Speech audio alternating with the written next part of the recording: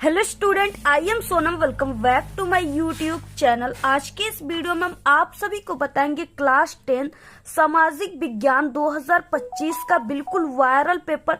ठीक है, ये जो पेपर है ये बिल्कुल 100% वायरल पेपर है और ऐसा ही पेपर आप सभी का 11 मार्च को आने वाले, यानी जितने भी स्टूडेंट का 11 मार्च को सामाजिक विज्ञान का पेपर है उनके लिए ये वीडियो बहुत ही मोस्ट इम्पोर्टेंट है। और जितने भी स्टूडेंट 11 मार्च से पहले मात्र इस सामाजिक विज्ञान के पेपर को तैयार कर लेते उनका इस बार सामाजिक विज्ञान में पूरे के पूरे 70 में 70 नंबर आएंगे, यानी पूरे 70 में 70 नंबर बिल्कुल छाप करके आओगे आप लोग, फोड़ करके आग लगा कर आओगे। ठीक है, बिल्कुल धुआं करके आओगे आप लोग 11 मार्च को। यहाँ पे ये जो पेपर कोड है ये 801 DD है, जो कि सबसे वायरल पेपर कोड है सामाजिक विज्ञान का। ठीक है, और ये सबसे ज्यादा जिलों में यही कोड का पेपर पूछा जाएगा। तो अगर आप लोग इस पेपर को तैयार कर लेते हो, ठीक है, अभी तक कुछ नहीं पढ़े सामाजिक विज्ञान में, मात्र इस पेपर को तैयार कर लोगे तो आप लोग सामाजिक विज्ञान में बिल्कुल टॉप कर जाओगे। ठीक है, यहाँ पे क्या है, सबसे पहले आपको यहाँ पे अनुक्रमांक यहाँ पे नाम लिख देना है। ये जो पेपर रहेगा आपका बोर्ड का, ये 3 घंटे 15 मिनट का पेपर रहेगा। और जितने स्टूडेंट इसको 11 मार्च से पहले यानी एग्जाम से पहले देख ले रहे हैं इस वीडियो को, इस पेपर को तैयार कर ले रहे हैं, ठीक है, वो इस पेपर को 2:30 पे ही करके बैठ जाएंगे, ये मेरी गारंटी है। ठीक है, क्योंकि वो पहले से ही पेपर को देख चुके, तैयार कर चुके। इसलिए यहाँ पे देखिए, ये जो आपका पेपर रहेगा सामाजिक विज्ञान का, ये पूर्णांक 70 का रहेगा, यानी पूरे 70 नंबर का रहेगा। ठीक है, और अगर आप लोग इसको तैयार किए तो पूरे 70 में 70 छापोगे। यहाँ पे क्या, सबसे पहले कुछ निर्देश दिए, इसको पढ़ लेना, काफी मोस्ट इम्पोर्टेंट है। सबसे पहले कि सभी प्रश्न करना अनिवार्य है। ठीक है, सभी क्वेश्चन को आपको करना है। इसके बाद 15 मिनट आपको इस प्रश्न पत्र को पढ़ने के लिए निर्धारित हो, तो आप लोग इसको एक बार जरूर पढ़ लेना। और इसके बाद क्या है, 20 अंक का ऑब्जेक्टिव क्वेश्चन, बहुविकल्पी क्वेश्चन आ रहा है, जिसका आंसर OMR सीट पे आप सभी को देना है। ठीक है, और बाकी सभी चीजें ठीक है। इसमें क्या है कि वर्णनात्मक प्रश्न दिया हुआ है, यानी खंड ब जो है 50 अंकों का है, 20 अंकों का बहुविकल्पी और आपका 50 अंकों का खंड ब। ठीक है, यानी वर्णनात्मक प्रश्न टोटल 70 नंबर का।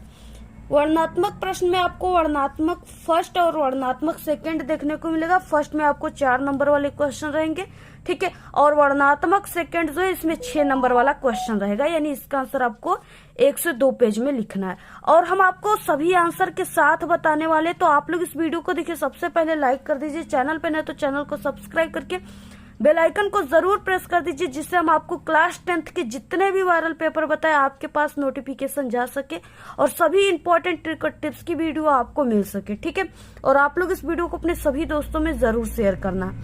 और यहाँ पे क्या है, इसमें आपको जो सामाजिक विज्ञान है क्लास 10th सोशल साइंस है, SST का पेपर, इसमें आपको मानचित्र कार्य भी आता है। ठीक है, और मानचित्र वाला क्वेश्चन आपके पेपर में पूरे टोटल 10 नंबर का आता है।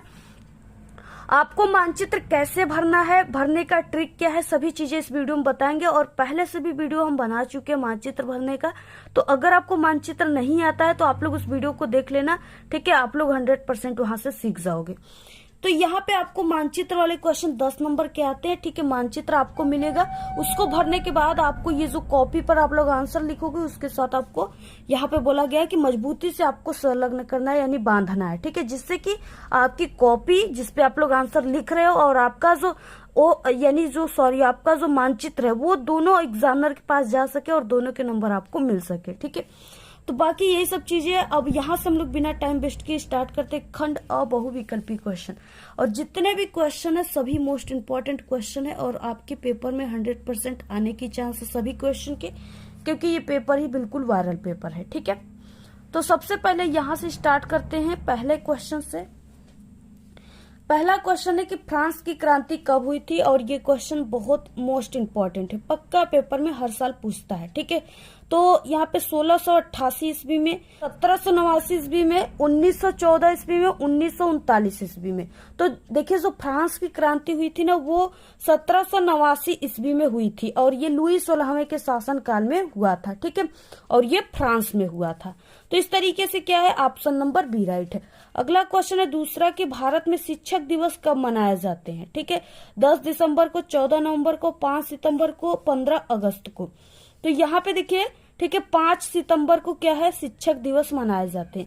बाकी 14 नवंबर को क्या मनाए जाते हैं आप लोग कमेंट करके बताइएगा। ठीक है, अगला क्वेश्चन है तीसरा, भारत में राष्ट्रपिता कहकर किसको संबोधित किया जाता है, यानी भारत में राष्ट्रपिता किसको कहा जाता है? तो महात्मा गांधी को, या जवाहरलाल नेहरू, सुभाष चंद्र बोस, या गोपाल कृष्ण गोखले। ठीक है, तो यहाँ पे देखिए महात्मा गांधी को, ऑप्शन नंबर ए राइट है। ठीक है, महात्मा गांधी जी को यानी गांधी जी को भारत में राष्ट्रपिता कहकर पुकारा जाता है, संबोधित किया जाता है।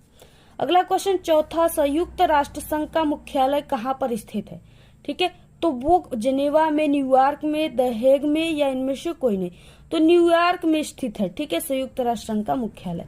अगला क्वेश्चन है पांचवा, भारतीय राष्ट्रीय कांग्रेस की स्थापना कब हुई थी? बहुत ही इंपॉर्टेंट क्वेश्चन है ये, आप लोग इसको तैयार कर लो। ठीक है, तो भारतीय राष्ट्रीय कांग्रेस का जो स्थापना हुआ था वो 1885, 1904 या 1857 या 1855। ठीक है, तो वो सबसे इंपॉर्टेंट यानी 1885 ईस्वी में। बहुत इंपॉर्टेंट क्वेश्चन है। अगला क्वेश्चन छठवां, निम्नलिखित संविधान भारत में कब लागू हुआ था? यानी 15 अगस्त को, कि 14 अगस्त को, कि 10 दिसंबर को, या 26 जनवरी को? ठीक है, तो अभी थोड़ी यानी अभी ही बीता हुआ है, तो ये क्या है, 26 जनवरी को लिखित संविधान लागू हो गया था। Option number D right. सातवां क्वेश्चन है, निम्न में से कौन सी रोपण फसल है? बहुत ही इंपॉर्टेंट क्वेश्चन है, ये आता है पेपर में। गेहूं, चना, गन्ना या मूंगफली? ठीक है, तो यहाँ पे इसमें से गन्ना जो है ये रोपण फसल है, इसको रोपा जाता है। ठीक है, बाकी गेहूं वगैरह, चना, मूंगफली, इन सबको दाने ऐसे ही छींट दिए जाते हैं खेतों में, लेकिन ये गन्ना जो होता है इसको ऐसे नालियों को बना करके इसके अंदर ऐसे गन्ना को रखा जाता है। ठीक है, तो इसको रोपण फसल कहते हैं। तो ऑप्शन नंबर सी राइट है। 8 नंबर का क्वेश्चन है, निम्न से कौन सा संसाधन पुनः चक्रीय है? ठीक है, लोहा है, पवन ऊर्जा है, या ज्वारी ऊर्जा है, या पशुधन है? कौन सा क्या है? पुनः चक्रीय। ठीक है, तो इसमें से कौन सा हो जाएगा? लोहा। लोहा क्या है? ये पुनः चक्रीय है, यानी लोहे को गला करके, अगर जैसे कोई भी चीजें है, ठीक है, लोहे को गला करके उसका फिर से आप लोग कोई ना कोई चीजें उसको बना सकते हो। जैसे क्या हो गया, लोहे का कोई बर्तन हो गया, ठीक है, उसको गला करके आप सभी लोग उसका यानी कुछ भी, हथौड़ा हो गया, हथौड़ा बना सकते हो, या कुछ भी बना सकते हो। ठीक है, तो ये क्या है? पुनः चक्रीय, यानी फिर से उसका निर्माण किया जा सकता है। ऑप्शन नंबर ए राइट है। बहुत इंपॉर्टेंट क्वेश्चन है, कोरबा प्रसिद्ध है। कोरबा किसके लिए प्रसिद्ध है? प्राकृतिक गैस के लिए, कोयले के लिए, सौर ऊर्जा के लिए, या बॉक्साइट के लिए? ठीक है, कोरबा जो है ये कोयले के लिए प्रसिद्ध है। ऑप्शन नंबर बी राइट है।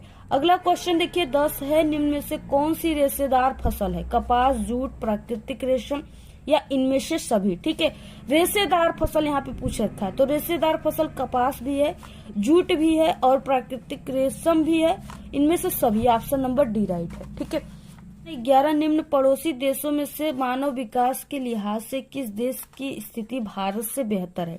ठीक है, बांग्लादेश, श्रीलंका, नेपाल, या पाकिस्तान? तो किस देश की जो है भारत से बेहतर है? तो वो Sri Lanka. Option number B right है। इसका क्षेत्रफल बहुत कम है, यहाँ पे बहुत कम लोग रहते हैं। ठीक है, जिसके कारण इसकी स्थिति भारत से बेहतर है। ठीक है, अगला क्वेश्चन है 12, एक वस्तु का अधिकांशतः प्राकृतिक प्रक्रिया से उत्पादन सम्मिलित है। किसमें सम्मिलित है? प्राथमिक क्षेत्रक में, द्वितीयक क्षेत्रक में, तृतीय क्षेत्रक में, या सूचना प्रौद्योगिकी में? ठीक है, तो ये प्राथमिक क्षेत्रक में है। Option number A. प्राथमिक क्षेत्रक में जो होता है प्राकृतिक यानी कृषि आता है, तो वही यहाँ पे प्राथमिक क्षेत्रक हो जाएगा। 13 है क्वेश्चन, यहाँ पे ब्रुसेल्स में कितने प्रतिशत आबादी फ्रेंच भाषा का प्रयोग करती है? ठीक है, कितने प्रतिशत करती है? तो वो 80%। ऑप्शन नंबर डी राइट है। 14 क्वेश्चन है, यहाँ पे भारत संविधान की 8वीं अनुसूची में कितनी भाषाओं का समावेश है? ठीक है, कितनी भाषाओं का है? तो वो 22 भाषाओं का। ऑप्शन नंबर बी राइट है। 15 नंबर का क्वेश्चन है, देश के पूर्व और दक्षिणी भाग की मुख्य खाद्य फसल कौन सी है? चावल, गेहूं, तिलहन, या बाजरा? ठीक है, तो वो चावल है। ऑप्शन नंबर ए राइट है। अगला क्वेश्चन देखिए, और यहाँ पे ठीक है इस तरीके से क्वेश्चन है, 16 शाकाहारी भोजन में कौन सी फसल प्रोटीन का मुख्य स्रोत है? तो गेहूं, चावल, तिलहन, या दलहन? ठीक है, तो देखिए क्या है कि शाकाहारी भोजन में प्रोटीन का जो स्रोत होता है वो दलहन में होता है, यानी जितने भी प्रकार की दाल है, अरहर की, मूंग की, चने की, मटर की, ठीक है, जितने भी प्रकार की दाल होती है उसमें प्रोटीन बहुत ज्यादा मात्रा में पाए जाते हैं। तो इसलिए यानी जो शाकाहारी लोग होते हैं उनको ज्यादा से ज्यादा दाल खाना चाहिए। जैसे जो शाकाहारी है वो मांस वोस नहीं खाता है, ठीक है, अंडे वगैरह, तो उसको प्रोटीन जो है, प्रोटीन अगर उसको चाहिए यानी प्रोटीन की उसके शरीर में कमी है तो उसको ज्यादा से ज्यादा दालों की सेवन करनी चाहिए। अगला क्वेश्चन है यहाँ पे 17, वैश्वीकरण अब तक किसके पक्ष में रहा है? विकासशील देश के, विकसित देश के, गरीब देश के या सभी के? ठीक है, तो यहाँ पे हो जाएगा यानी कि विकसित देश के, ऑप्शन नंबर बी राइट है, विकसित, ठीक है, जो यानी जो अमीर देश है। उसके बाद अगला क्वेश्चन 18, पार्वती घाटी किस राज्य में स्थित है? उत्तराखंड, पंजाब, हरियाणा, ठीक है, हिमाचल प्रदेश। तो यहाँ पे हो जाएगा हिमाचल प्रदेश में, ऑप्शन डी राइट है। 19 क्वेश्चन है, जर्मनी का राष्ट्र रूपक क्या है? ठीक है, क्या है जर्मनी का राष्ट्र रूपक? तो वो है जर्मेनिया है, ऑप्शन नंबर बी राइट है। अगला क्वेश्चन है 20, कृषि एवं वानिकी किस क्षेत्र से संबंधित है? ठीक है, तृतीयक, द्वितीयक, प्राथमिक या ये तीनों? तो ये किससे संबंधित है? तो ये प्राथमिक से। हमने आपको बताया ऊपर की कृषि आता है प्राथमिक क्षेत्र में, ठीक है, तो वही यहाँ पे बोला गया है, तो ऑप्शन नंबर सी राइट है। तो ये थे 20 ऑब्जेक्टिव क्वेश्चन। अगर आप लोग इन सभी क्वेश्चन को तैयार कर लेते हो तो यहाँ से आपका 20 नंबर पक्का हो जाएगा, ठीक है। अब देखिए 50 नंबर का वर्णनात्मक प्रश्न शुरू होता है। इसमें वर्णनात्मक सेकेंड और फर्स्ट दोनों है, ठीक है। यहाँ शुरू होता है खंड ब वर्णनात्मक फर्स्ट से। निम्नलिखित प्रश्नों के उत्तर आपको लगभग 80 शब्दों में देना है, ठीक है। 80 शब्दों का मतलब कि आपको एक पेज में टोटल देना है, 1 से 1.5 पेज हो जाना चाहिए, इससे कम नहीं होनी चाहिए, ठीक है। और ये 4 नंबर का, यानी जैसा क्वेश्चन हो। अगर पूछ रखा है कि हाँ कि जैसे कोई आंदोलन है, जैसे हो गया कि महात्मा गांधी कौन से आंदोलन चलाए थे, कितने आंदोलन थे, तो असहयोग आंदोलन किसने चलाया था और महात्मा गांधी ने कितने आंदोलन चलाए थे? तो असहयोग आंदोलन गांधी जी ने चलाया था और कितने चलाए थे? तो 3 चलाए थे। तो अगर ऐसा क्वेश्चन आ गया तो इसमें ज्यादा बढ़ा चढ़ा तो लिखना नहीं है, इसको आप लोग आधे पेज में ही लिख लोगे, ठीक है, यानी जैसे क्वेश्चन रहे। बाकी अगर लिखने वाला क्वेश्चन आ रहा है तो उसको आपको 1 से 1.5 पेज में लिखना है, ठीक है। और ये 4 नंबर के क्वेश्चन है। अब देखिए स्टार्ट करते हैं पहले क्वेश्चन से। पहला क्वेश्चन है, वैश्वीकरण ने किस प्रकार राष्ट्रीय कंपनियों को बहुराष्ट्रीय कंपनियों यानी MNC के रूप में उभरने योग्य बनाया है? ठीक है, ये बहुत इंपॉर्टेंट क्वेश्चन है, इसको आप लोग तैयार कर लीजिएगा।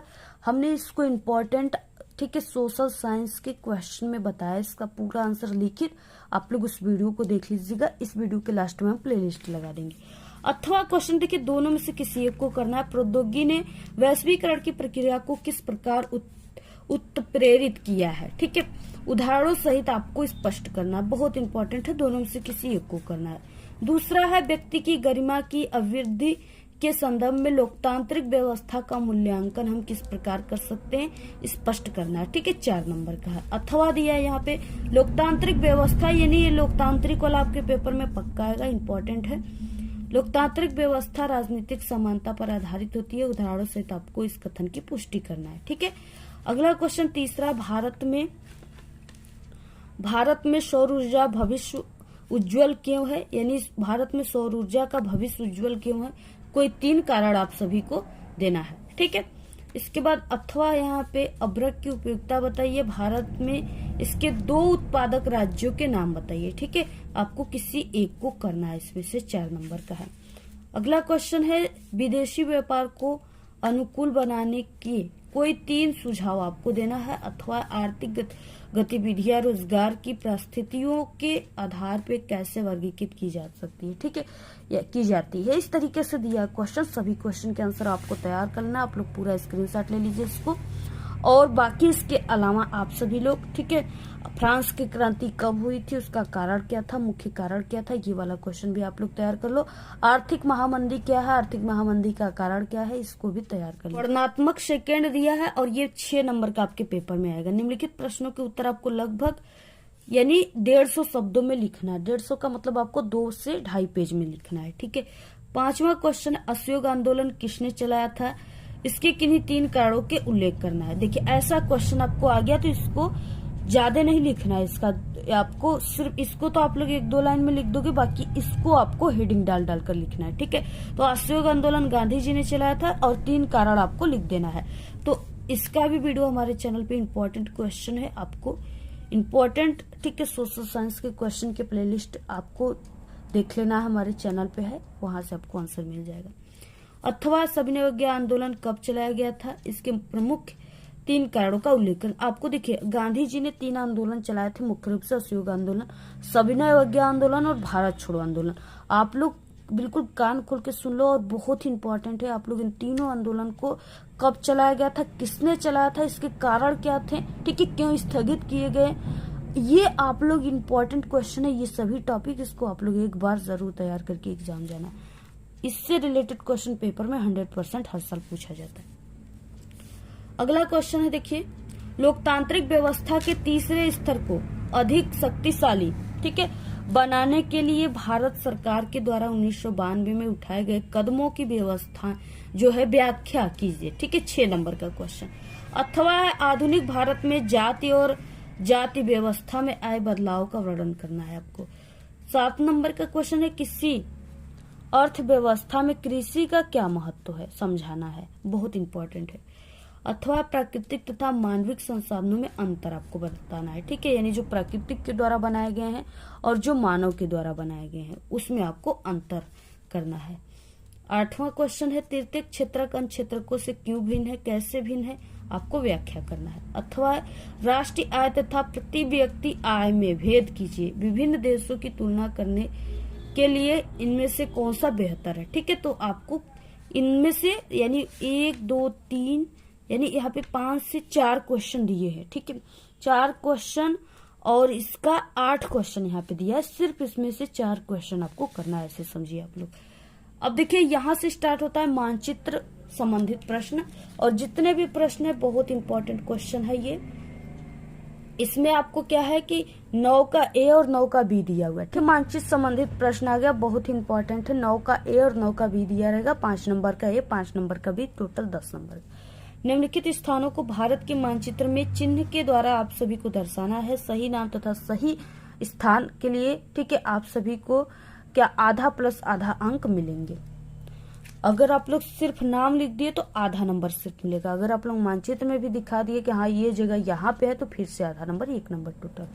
देखिए, वो स्थान जहाँ पर 1927 में कांग्रेस ने अपना अधिवेशन किया था, ठीक है, तो कहाँ पे अधिवेशन किया था, तो वो मद्रास में किया था, ठीक है, तो आप सभी को यहाँ पे मद्रास हम बता देते हैं आंसर। और बाकी आपको मानचित्र कैसे भरना है इस पे तो हमारे चैनल पे वीडियो भी बन चुका है, ठीक है, आप लोग YouTube पर सर्च करो मानचित्र भरने की ट्रिक, अपना विद्यालय हमारे चैनल का नाम, तो आ जाएगा YouTube पर, वहां से आप लोग वीडियो देख लीजिएगा, आपको देखते ही वीडियो समझ में आ जाएगा, ठीक है, मानचित्र भरना आप लोग बिल्कुल समझ जाओगे, कभी नहीं भूलोगे। वह स्थान जहां महात्मा गांधी ने अपना सविनय अवज्ञा आंदोलन स्टार्ट किया था यानी चलाया था, ठीक है, तो वो डांडी में चलाया था। डांडी जो है ये गुजरात अहमदाबाद साइड में है, उसके बाद गुजरात में है, ठीक है। वो स्थान जहां पर कांग्रेस ने अपना कांग्रेस अधिवेशन 1929 में किया था, लाहौर में किया था, और लाहौर कहाँ पे है, पाकिस्तान में है, ठीक है। और हमने ये मानचित्र में बताया है, ये पूरा हमने बताया है, मद्रास, दांडी, लाहौर सबको भरने बताया है, ठीक है। और उसके बाद अगला क्वेश्चन है यहाँ पे, वह स्थान जहाँ नील की खेती वाले किसानों ने सत्याग्रह किया था, तो ये चंपारण में किए थे, ठीक है, चंपारण। और चंपारण कहाँ है, बिहार है, बिहार उत्तर प्रदेश जो है उसी के सटा हुआ है, ठीक है, वो ये भी हमने बताया है। वो स्थान जहाँ जलियांवाला बाग हत्याकांड हुआ था, तो ये अमृतसर में हुआ था, ठीक है, इसको भी हमने भरने आपको बताया। अमृतसर जो है ये पंजाब में है, तो इस तरीके से हो गया। उसके बाद देखिए, ये तो 5 नंबर का था, 5 नंबर का और क्वेश्चन आता है बी, निम्नलिखित को आपको क्या करना है, भारत के दिए गए मानचित्र में दर्शाना है। टिहरी बांध, आपको ये जो चिन्ह है ना, इस चिन्ह के माध्यम से मानचित्र में दर्शाना है, ठीक है, टिहरी बांध चिन्ह के द्वारा नाम सहित आपको दर्शाना है। तो जो टिहरी बांध है ये भागीरथी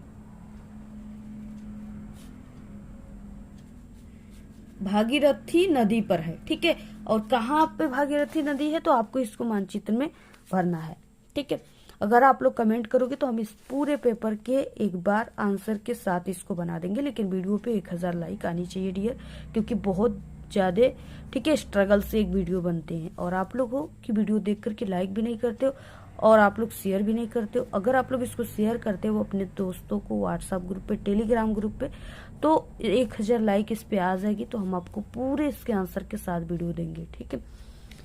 उसके बाद देखिए, अभ्रक उत्पादन का एक क्षेत्र आपको ये जो चिन्ह है इसके द्वारा दर्शाना है, ठीक है। तो ये हजारीबाग, हजारीबाग, ठीक है।